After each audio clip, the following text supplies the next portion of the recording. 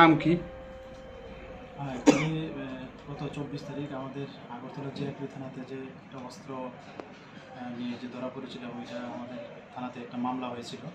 তো এই মামলাতে যদিও ওই যেদিন মামলা হয়েছিল আমরা দুজনকে আমরা অ্যারেস্ট করেছিলাম।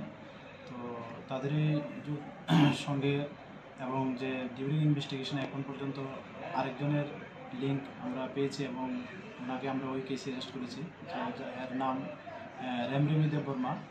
ওনার বাড়ি কল্যাণপুর খোয়াই ডিস্ট্রিক্ট, আমাদের ত্রিপুরাতেই।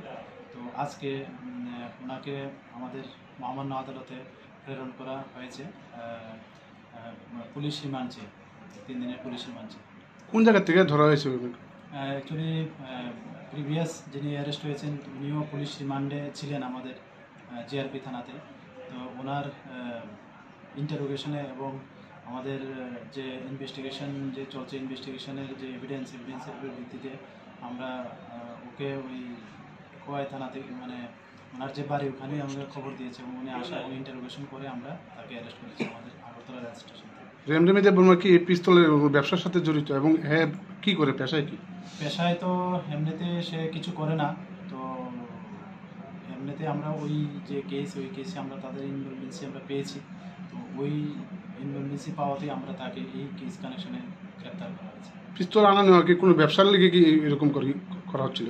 হ্যাঁ, এই বিষয়টা আমরাও দেখছি আরও বিভিন্ন এটার সঙ্গে কে বা কারা যুক্ত আছে এবং নিশ্চয়ই এটার মধ্যে কিছু না কিছু আছে অবশ্যই। এবং ব্যবসা সংক্রান্ত ব্যাপারটা আমরা দেখছি এটার সঙ্গে, মানে এটার উৎপত্তিস্থল কোথায় এবং এটা কোথায় নিয়ে যাওয়া হচ্ছিল বা আরও এরকম কোনো অ্যাসাইনমেন্ট আছে কিনা এই বিষয়টা আমরা দেখছি। যাকে ধরা হয়েছে তার বাবার নামটা কি? ওর বাবার নাম বিনয় দেববর্মা। বয়স কত?